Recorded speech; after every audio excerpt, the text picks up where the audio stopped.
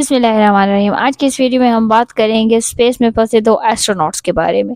तो 5 जून 2024 सुबह के 10:52 पर अमेरिका में स्टारलाइन स्पेसक्राफ्ट का एक रॉकेट लॉन्च होता है। इसमें बैठे हैं नासा के दो बड़े एक्सपीरियंस्ड एस्ट्रोनॉट्स, कमांडर बैरी बुच वेलमोर और पायलट सुनीता विलियम्स, जो कि जा रहे हैं इंटरनेशनल स्पेस स्टेशन की एक छोटी सी ट्रिप पर। जिस स्पेसक्राफ्ट में ये ट्रैवल कर रहे हैं स्टारलाइनर, इसके बारे में एक बड़ी खास बात है। इसे एक प्राइवेट कंपनी ने बनाया है, बोइंग, वही कंपनी जो एरोप्लेन्स भी बनाती है और जिसके हाल ही में कई एरोप्लेन्स क्रैश हुए हैं। ये स्टारलाइनर स्पेसक्राफ्ट अभी भी एक तरह से डेवलपिंग स्टेज में है। तो ये पर्टिकुलर मिशन एक आखिरी स्टेप था बोइंग स्टारलाइनर की काबिलियत को टेस्ट करने के लिए। इसलिए इस मिशन का नाम लिटरली रखा गया बोइंग क्रू फ्लाइट टेस्ट। अगले दिन करीब 27 घंटे बाद 1:34 पर ये स्पेसक्राफ्ट इंटरनेशनल स्पेस स्टेशन में डकिंग करने लगता है। ये डकिंग सक्सेसफुल होती है और कुछ ही देर बाद दोनों एस्ट्रोनॉट्स बड़े खुशी खुशी स्पेस स्टेशन में इंटर करते हैं। इस सक्सेसफुल डकिंग का मतलब था कि बोइंग दुनिया की दूसरी प्राइवेट कंपनी बन गई है, एक ह्यूमन ऑर्बिटल स्पेसक्राफ्ट बनाने और उड़ाने वाली। इससे पहले ये काम सिर्फ स्पेस एक्स ने किया था और आज तक दुनिया में सिर्फ 3 मुल्क ऐसा कर पाए हैं, रशिया, यूएस और चाइना। लेकिन इस खुशजोशी का जश्न ज्यादा दिन चलने वाला नहीं था। स्टारलाइनर मिशन सिर्फ 8 दिन का मिशन होना था और 8 दिनों बाद इन एस्ट्रोनॉट्स को वापस जमीन पर आ जाना था। लेकिन ये 8 महीनों बाद वापस आए हैं। लेकिन ये किसी भी तरीके से खतरे में नहीं था, क्योंकि इंटरनेशनल स्पेस स्टेशन 350 फीट से ज्यादा लंबा है। एंड टू एंड यहाँ पर काफी लोगों को अकोमोडेट करने की जगह है। जो लिविंग और वर्किंग स्पेस यहाँ पर मौजूद है, ये एक 6 बेडरूम घर से भी ज्यादा बड़ी जगह है। यहाँ पर 6 लोगों के सोने की जगह है, जहाँ पर खाने का, पानी का, कपड़ों का और ऑक्सीजन का सब चीजों का इंतजाम है। 2 बाथरूम है, एक जिम है और एक 360 डिग्री व्यू विंडो भी है। हालांकि ये ऐसा भी नहीं है कि ये कोई बहुत बड़ा लग्जरी होटल है, लेकिन कंफर्टेबल रहने के लिए और सरवाइव करने के लिए अच्छी जगह है। बैरी विलमोर और सुनीता विलियम्स ये दोनों ही बेहद एक्सपीरियंस्ड एस्ट्रोनॉट्स हैं। बैरी की उम्र 61 साल है और ये ऑलरेडी 178 दिन स्पेस में गुजार चुके हैं इस मिशन से पहले। और सुनीता विलियम्स की उम्र 58 साल हो चुकी है और इस मिशन से पहले 322 दिन ये स्पेस में रह चुकी हैं।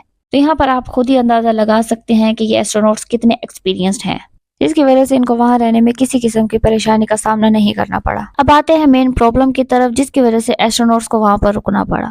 तो इसको समझने के लिए हम थोड़ा सा पीछे जाते हैं। तो स्टारलाइनर CFT की पहली लॉन्च डेट रखी गई थी 6 मई 2024, यानी कि जो लॉन्च 5 जून को हुआ वो एक्चुअली में 6 मई को होना था। लेकिन 6 मई को काउंटडाउन लॉन्च से सिर्फ 2 घंटे पहले रोक दिया जाता है, एक फॉल्टी प्रेशर वाल्व के चलते। ये जो एटलस 5 रॉकेट है जिसे स्पेसक्राफ्ट अटैच है, इसके ऊपर का एक प्रेशर वाल्व खराब निकलता है।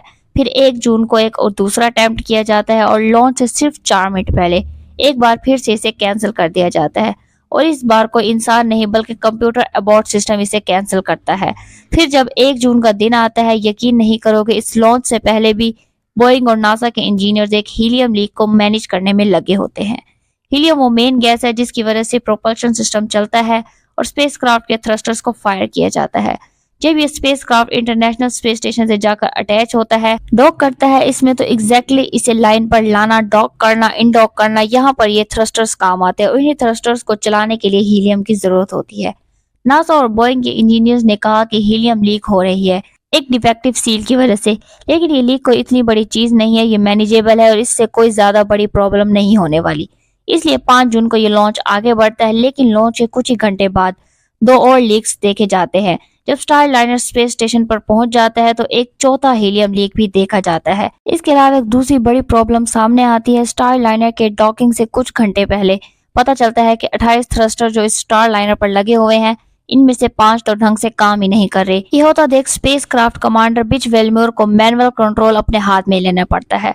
ग्राउंड पर मौजूद इंजीनियर्स के साथ में काम करके ये थ्रस्टर्स को रेस्ट करते हैं और दोबारा से फायर करते हैं।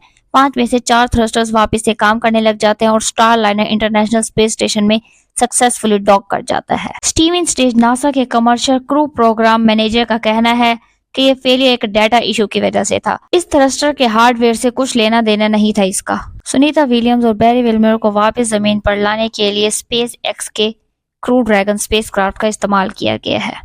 अभी के लिए इतना ही। अगर इससे रिलेटेड कोई भी अपडेट आती है तो हम आपके लिए अपडेटेड वीडियो जरूर बनाएंगे। अगर आपको हमारा वीडियो इन्फॉर्मेटिव लगा हो तो वीडियो को लाइक करें, शेयर करें, चैनल को सब्सक्राइब करें और बेल आइकन दबाएं ताकि इसी तरह की इन्फॉर्मेटिव वीडियोस आप तक बर वक्त पहुंचती रहे।